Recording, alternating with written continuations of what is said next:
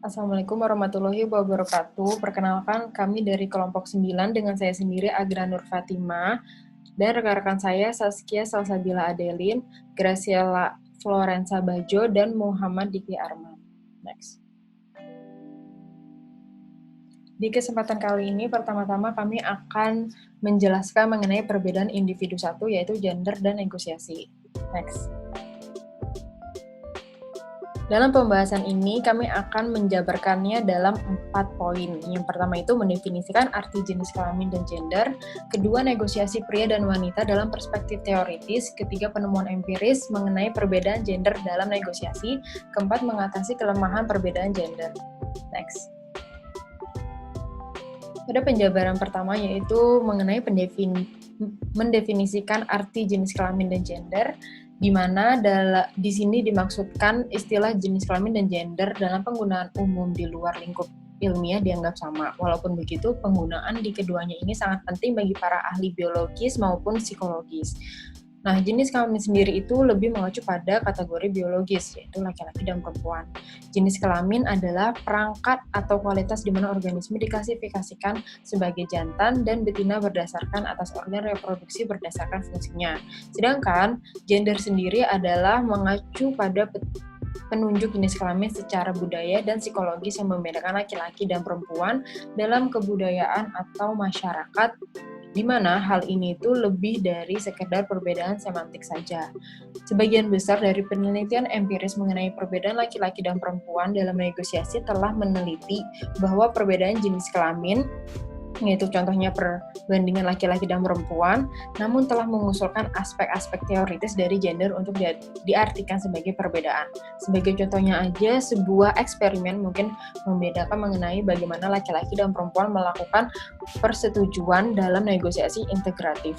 Jika perbedaan-perbedaan tersebut ditemukan, mereka diartikan dalam hubungannya, yaitu sebagai gender. Next.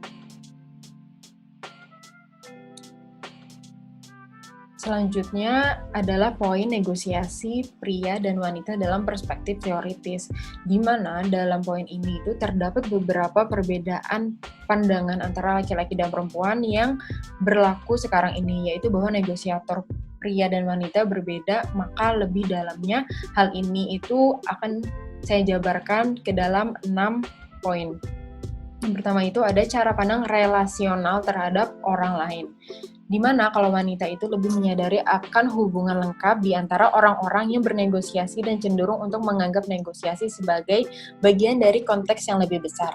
Sebagai konsekuensinya itu, wanita mungkin lebih menekankan pada tujuan-tujuan interaksi, yaitu aspek interpersonal dari negosiasi. Sedangkan kalau pria itu, dia itu lebih condong oleh tujuan-tujuan khusus. Hal ini dapat berdampak penting pada cara bagaimana negosiator pria melawan wanita dalam menghadiri suatu event, suatu hal lain melawan masalah yang ada. Next. Yang kedua, ada cara pandang agensi. Menurut Kolb dan Kulik, mereka berpendapat bahwa perempuan itu cenderung untuk tidak membuat batasan jelas antara negosiasi dan aspek lain dari hubungan mereka dengan orang lain. Namun justru melihat negosiasi sebagai perilaku yang terjadi dalam sebuah hubungan tanpa bagian yang menandai akan hubungan dan berakhir. Sebaliknya, kalau misalkan pria itu, dia cenderung untuk membatasi negosiasi dari perilaku lain yang terjadi dalam hubungan dan untuk menandai hubungan awal dan akhir dari negosiasi secara perilaku. Next.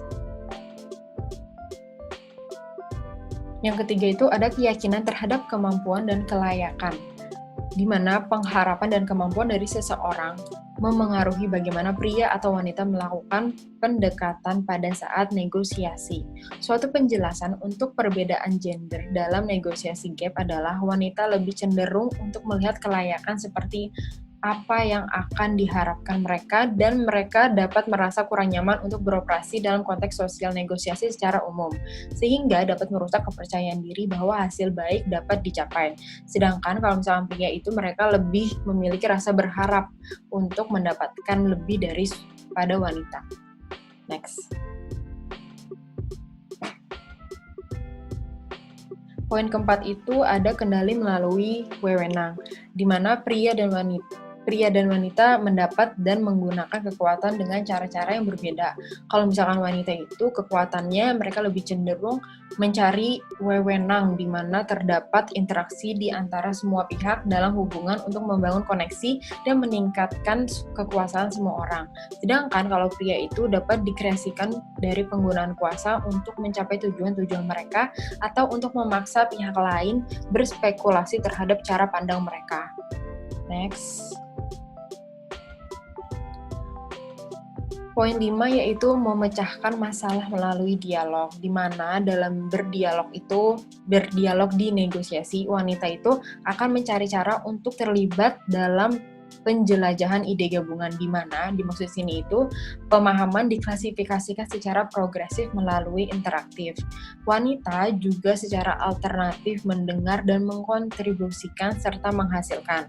Sedangkan kalau pria sendiri itu berlawanan dengan wanita, di mana dalam dialog negosiasi itu pria menggunakan dialog untuk meyakinkan pihak lain bahwa posisi mereka itu lebih besar dan untuk mendukung beberapa taktik serta cara beragam yang digunakan untuk memenangkan poin selama diskusi. Next. Dan yang terakhir itu ada persepsi dan stereotip, di mana bagi negosiator wanita, stereotip budaya dominan merupakan sebuah reputasi yang mengawalinya. Stereotip negatif mengenai para penawar wanita membentuk pengharapan dan tindakan oleh pria dan wanita di meja negosiasi. Sedangkan menurut Cray dan Babcock, pria memiliki keuntungan dalam negosiasi sebagai sebuah stereotip budaya dominan, di mana ini sangat berbalik oleh dari negosiator wanita tadi yang sudah saya jelaskan. Next. Selanjutnya akan dijelaskan oleh rekan saya, Saskia Salsabila. Ya, di sini ada penemuan empiris mengenai perbedaan gender dalam negosiasi. Pertama, ada pria dan wanita memahami negosiasi dengan cara yang berbeda. Negosiator pria dan wanita memiliki pandangan yang sangat berbeda untuk menafsirkan atau membingkai suatu situasi konflik. Yang pertama ada hubungan versus orientasi tugas. Jadi, wanita lebih cenderung menilai episode konflik atau konflik itu dengan istilah hubungan, sementara pria lebih cenderung menilai konflik sebagai karakteristik tugas. Lalu ada kompetisi versus kolaborasi. Wanita memperoleh hasil yang lebih buruk daripada pria ketika bernegosiasi atas nama mereka sendiri, tetapi dapat mengalahkan pria ketika bertindak atas nama individu lain. Performa negosiator pria tidak akan terpengaruh oleh manipulasi konteks. Lalu ada ekspektasi hasil. Wanita memiliki kecenderungan untuk mengabaikan potensi yang dimilikinya untuk negosiasi daripada pria yang mengharapkan hasil yang lebih sedikit dari negosiasi daripada pria. Next. Lalu ada pria dan wanita berkomunikasi secara berbeda dalam negosiasi. Jadi, wanita cenderung menggunakan informasi pribadi dan perasaan dan suka berdebat atau tidak ramah dalam negosiasi di dunia maya. Lalu kalau laki-laki, pria ini tidak ada perbedaan antara dunia maya ataupun secara langsung, dan perilaku pria lebih tegas. Next.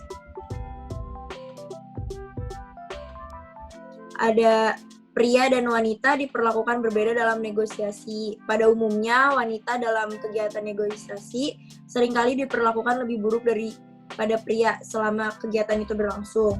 Sedangkan pria dalam negosiasi diperlukan lebih baik daripada wanita selama kegiatan itu berlangsung. Next.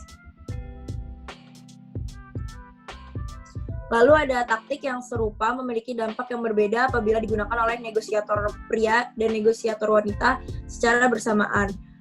Pada halnya di taktik penukaran, dalam hasil penelitian, taktik penukaran tersebut akan berhasil apabila dilakukan oleh negosiator pria pada penelitian oleh negosiasi gaji. Sedangkan taktik agresif berdasarkan hasil penelitian akan lebih cenderung membuahkan hasil pada negosiator wanita pada penelitian perekrutan.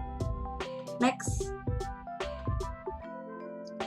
Lalu ada stereotip gender mempengaruhi performa dalam negosiasi.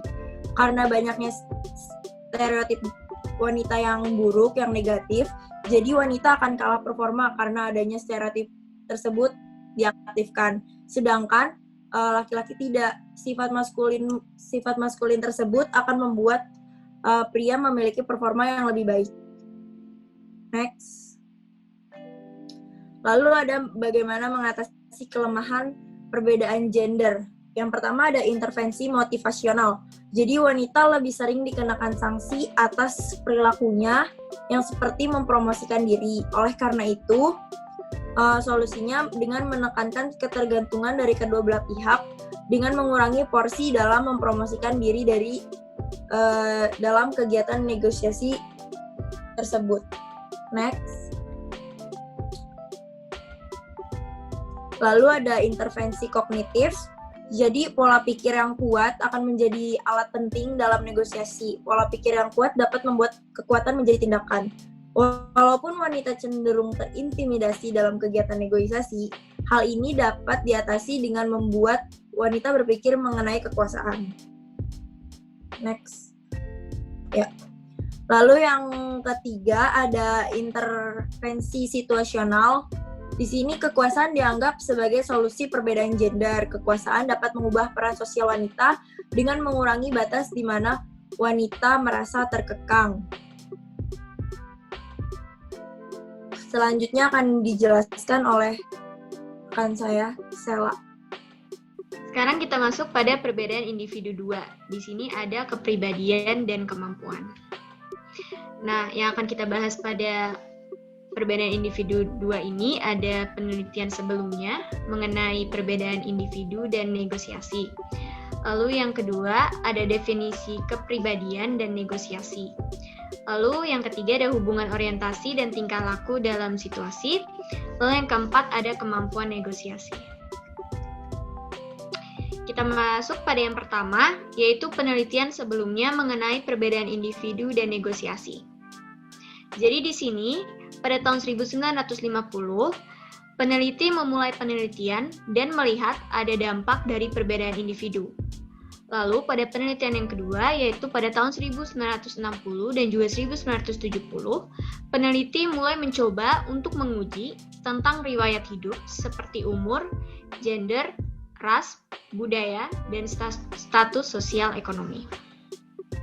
Nah, dari kedua penelitian ini, ditemukan bahwa beberapa karakter individu ternyata penting dalam sebuah negosiasi.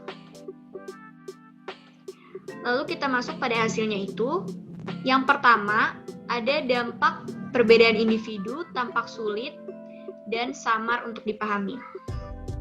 Jadi, adanya perbedaan pada masing-masing individu berpengaruh pada tingkah laku saat melakukan negosiasi. Namun, yang perlu diperhatikan, walaupun terdapat perbedaan di tiap-tiap individu, tetap harus memperhatikan faktor situasi. Jadi, seperti faktor situasi ini seperti sifat dasar penawaran masalah, lalu kekuasaan relatif antara negosiator, tekanan dari para pemilih, dan sikap sederhana dari para negosiator yang bernilai lebih. Hal ini yang tidak kalah penting adalah dalam negosiasi harus memiliki kekuatan individu. Maksudnya itu adalah terkait individu dapat mempertahankan argumennya untuk mendapatkan tujuannya.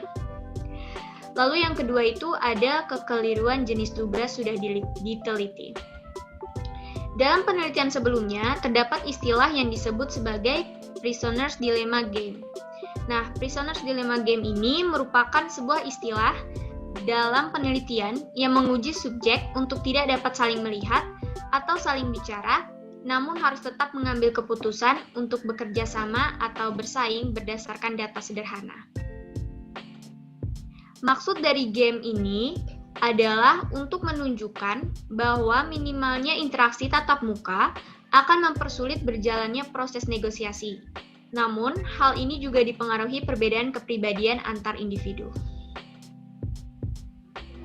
Lalu yang ketiga, ada perbedaan kekeliruan individu telah diamati.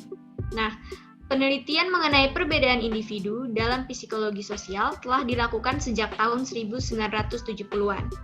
Dan ditemukan hasil bahwa tidak konsisten dalam penelitian tersebut karena terlalu memandang sederhana jenis sifat dan karakter pribadi. Padahal, nyatanya hal tersebut sangat mempengaruhi proses negosiasi. Lalu ada metodologi penelitian telah rusak dan tidak konsisten. Nah, jadi metodologi dari waktu ke waktu terus berubah dan berkembang. Faktor yang membuat hal ini terjadi adalah karena bisa saja kepribadian tidak ditemukan dalam penelitian tersebut, karena faktor terbatasnya populasi jenis dan subjek. Oleh karena itu, efek-efek dari perbedaan individu menjadi tidak tampak dan sulit untuk ditemukan. Selanjutnya kita akan masuk pada intinya, yaitu kepribadian dan negosiasi. Jadi, sifat dari kepribadian sendiri adalah kecenderungan yang stabil untuk berpikir, merasakan, atau bertingkah laku dengan cara tertentu yang dapat dikenal dan diukur. Jadi, ketika kita berbicara tentang kepribadian, di sini ada dua kepribadian yang sangat jelas yang ada di dalam diri manusia, yaitu yang pertama ada ekstrovert dan introvert. Jadi ekstrovert ini biasanya memiliki kepribadian yang lebih terbuka dan senang bergaul, serta memiliki kepedulian yang tinggi terhadap apa yang terjadi di sekitar mereka. Sementara untuk yang introvert ini, dia biasanya cenderung lebih pendiam dan suka merenung, dan lebih peduli tentang pemikiran mereka dalam dunia mereka sendiri. Jadi di kedua faktor situasi dan kondisi sangat berpengaruh dalam kepribadian saat bernegosiasi. Jadi sikap penyesuaian juga penting dalam menentukan keberhasilan saat bernegosiasi. Lalu kita masuk pada gaya konflik manajemen. Nah, dalam bernegosiasi, menghadapi konflik adalah hal yang sangat wajar. Seorang negosiator harus mampu memilih gaya apa yang paling tepat dalam menghadapi situasi tersebut. Di antaranya adalah bersaing, pemecahan masalah, kelambanan, mengalah, dan kerjasama. Hal ini untuk mengarahkan pada hasil yang diinginkan. Nah, jadi dalam penyelesaian konflik ini pun gaya yang dipilih juga dipengaruhi oleh tujuan. Jadi semakin besar tujuan atau taruhannya, maka usaha yang dikeluarkan juga harus besar. Begitu juga sebaliknya. Dalam memilih menghadapi konflik, baik itu secara individual ataupun kelompok, jelas akan memberikan hasil yang berbeda juga. Namun, hal tersebut tergantung pada situasi konflik yang sedang dihadapi. Jadi, harus ada penyesuaian di sana. Lalu, yang kedua ada orientasi nilai sosial. Jadi, seperti yang kita tahu, negosiasi itu merupakan sebuah contoh nyata bahwa adanya hubungan ketergantungan sosial di mana tiap orang memiliki perannya masing-masing. Jadi, dalam penelitian ini ditemukan bahwa kecenderungan yang lebih berorientasi pada pro-individu akan cenderung menemui kesulitan proses negosiasi. Namun, bukannya sepenuhnya kecenderungan ini bersifat buruk, karena tergantung pada situasi dan kondisi yang sedang dihadapi. Lalu ada kepercayaan interpersonal. Nah, persoalan negosiasi di sini disebut adalah sebuah dilematis. Karena terdapat tuntutan seseorang harus mempercayai negosiator lainnya, di mana negosiator harus memiliki kemampuan baik dalam mengumpulkan maupun mengelola informasi. Jadi informasi tersebut akan diterjemahkan menjadi fakta-fakta relevan yang kedepannya dimanfaatkan sebagai data negosiasi guna menghindari kepalsuan data. Jadi negosiator juga harus memperhatikan bahwa kepercayaan dari pihak lain dapat berubah sewaktu-waktu, tergantung pada proses negosiasi yang berjalan. Apakah ke arah kooperatif atau malah ke arah kompetitif. Jadi pada hakikatnya, sebuah negosiasi memang harus dilandasi dengan kepercayaan. Namun, tiap individu memilih tingkatan yang berbeda dalam kepercayaan interpersonalnya. Di sini, menurut Rother, kepercayaan interpersonal dipengaruhi oleh pengalaman-pengalaman yang dimiliki yang berhubungan dengan orang lain. Jadi seorang yang memiliki kepercayaan tinggi akan mengasumsikan bahwa orang lain akan mempercayai dirinya dan juga dia akan memposisikan dirinya menjadi seorang yang dapat dipercaya. Dan juga itu akan terjadi sebaliknya. Seseorang yang mempunyai kepercayaan tinggi akan cenderung lebih mudah untuk membangun kerjasama, dan orang dengan kepercayaan rendah akan cenderung sulit untuk diajak kerjasama karena tidak adanya kepercayaan. Lalu masuk pada self-efficacy locus control. Jadi self-efficacy ini adalah sebuah penilaian mengenai kemampuan seseorang untuk bersikap secara efektif dalam situasi tertentu. Maksudnya di sini adalah kecenderungan untuk memilih hal yang dirasa lebih efektif dan menguntungkan bagi dirinya dalam sebuah situasi. Jadi self-efficacy ini berhubungan dengan locus control yang mengacu pada sejauh mana seseorang merasa bahwa mereka memiliki kendali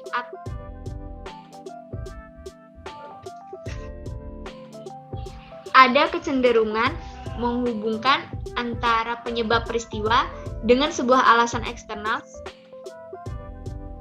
seperti keberuntungan ataupun internal kemampuan.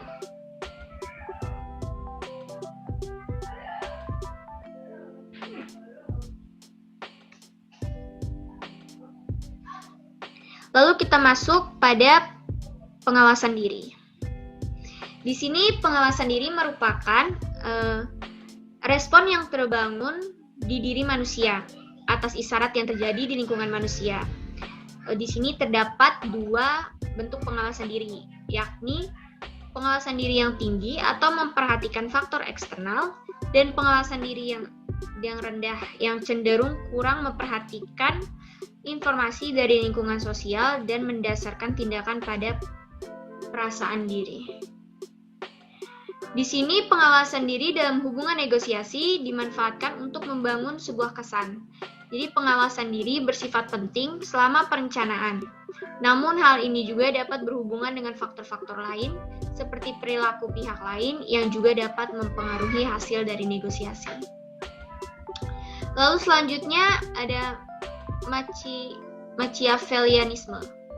Nah, di sini Machiavellianisme ini biasanya juga dikenal dengan istilah Hypemax tentang bagaimana orang lain lebih memilih untuk bersikap kurang rendah hati dan kurang simpatik terhadap orang lain, yang pada dasarnya telah menjadi pendirian atau keyakinannya di bawah tekanan sosial.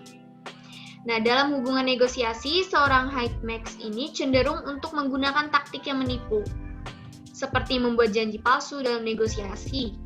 Jadi, dalam penelitian ini mengungkapkan bahwa Hypemax memilih untuk melegalkan berbagai taktik untuk mencapai tujuan mereka. Lalu yang selanjutnya ada sensitivitas ancaman wajah. Nah, sensitivitas ini berhubungan dengan kata reputasi atau kehilangan wajah dan menyelamatkan wajah. Jadi istilah tersebut menggambarkan sebuah situasi di mana seseorang memiliki kekhawatiran terhadap reputasinya. Hal ini karena wajah memiliki nilai penting dalam sebuah hubungan negosiasi. Dalam penelitian ini juga mengenal tentang istilah FTS atau Face Trait Sensitivity. Apabila seorang negosiator dengan FTS tinggi ini melakukan negosiasi, dia akan cenderung menerima tindakan pihak lain sebagai sebuah ancaman, menyebabkan perasaan negatif, menimbulkan ketidakpercayaan, dan bahkan menyebabkan perilaku yang lebih kompetitif. Lalu kita masuk pada poin yang berikut, yaitu ada 5 besar faktor kepribadian. Di sini ada 5, yaitu ada keterbukaan, persetujuan, penuh kehati-hatian, kestabilan emosional, dan keterbukaan bersifat imajinatif. Jadi di keterbukaan ini dia lebih ramah, tegas, dan juga cerewet. Dan lalu di persetujuan ini kepribadian itu lebih ke fleksibel, kooperatif, dan dapat dipercaya. Lalu untuk penuh kehati-hatian ini, kepribadiannya itu cenderung lebih bertanggung jawab, terorganisasi, dan berorientasi pada pencapaian. Lalu pada kestabilan emosional, kepribadiannya cenderung lebih terjamin, percaya diri, dan tidak cemas. Lalu yang terakhir, keterbukaan bersifat imajinatif ini, kepribadiannya, dia lebih berpikiran luas dan penuh dengan keingintahuan. Selanjutnya akan dijelaskan oleh rekan saya. Oke, saya Muhammad Diki Arman. Sekarang saya menjelaskan tentang hubungan orientasi dan tingkah laku dalam beberapa situasi. Beberapa penelitian untuk menggali hubungan antara orientasi dan tingkah laku dalam beberapa situasi. Yang pertama, percobaan pertama menciptakan kesempatan kepada pelaku untuk bersikap pasif atau melarang orang lain untuk tidak mencontoh. Mengungkap pencontek pada peneliti, menahan diri supaya jangan menggunakan informasi tidak etis, mengakui tindakan tercela kepada peneliti dan berbohong mengenai tingkah lakunya sendiri. Lanjut. Oke. Nah, tadi lanjut yang tadi eksperimen pertama dan ini sekarang eksperimen kedua. Eksperimen kedua ialah mengeksplorasi kerelaan subjek untuk terlibat dalam perilaku manipulatif saat mereka berada dalam posisi yang berkekuasaan tinggi. Jadi eksperimen ini seakan-akan contoh kasusnya ialah ketika orang-orang yang memiliki kekuasaan tinggi, dia lebih meyakini subjektivitas dari seseorang negosiatornya. Nah, eksperimen ketiga menjelaskan perilaku dalam permainan yang diatur untuk membiarkan peserta bergabung dalam koalisi untuk menang. Jadi eksperimen lanjut. Oke.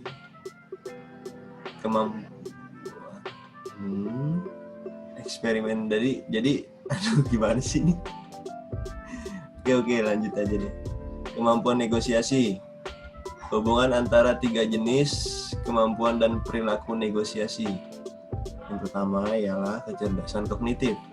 Kemampuan kognitif ditunjukkan untuk mempengaruhi pembuatan keputusan, kapasitas pengolahan informasi, pembelajaran, dan beradaptasi untuk berubah. Jadi, kecerdasan kognitif itu sangat diperlukan dalam kemampuan negosiasi, karena pada dasarnya negosiasi ialah kita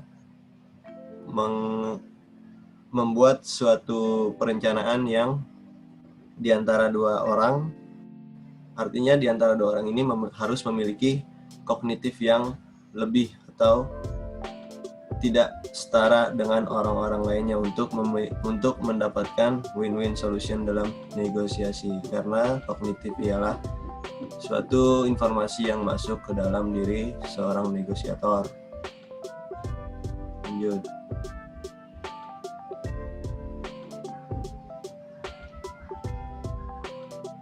Dan yang kedua ialah kecerdasan emosional. Kecerdasan emosional berkaitan dengan kemampuan untuk merasakan dan mengungkapkan emosi dan kemampuan untuk mengakses emosi dan memfasilitasi pemikiran.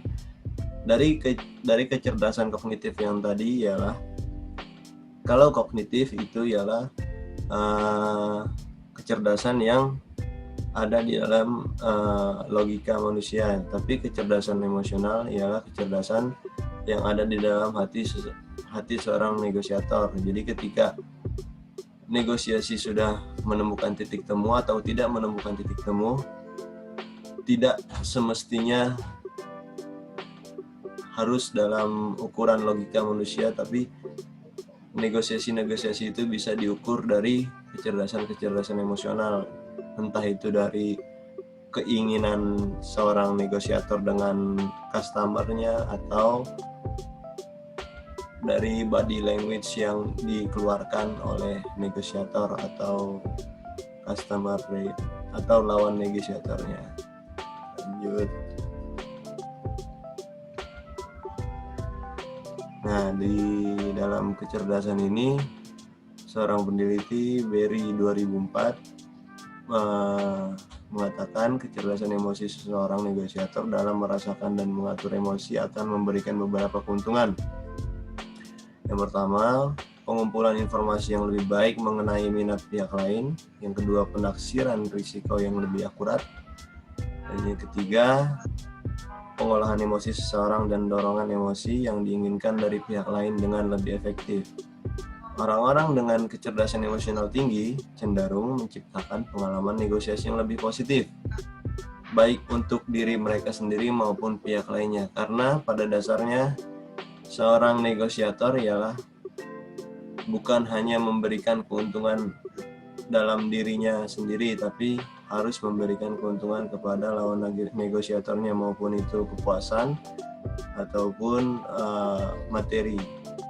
Lanjut.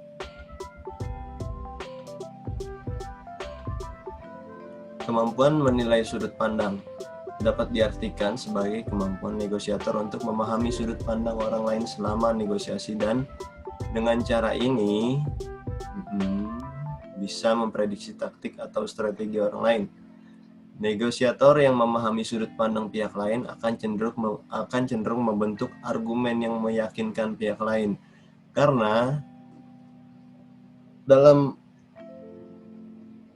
kemampuan menilai sudut pandang, kita akan lebih bisa membawa komunikasi itu ke arah yang diinginkan.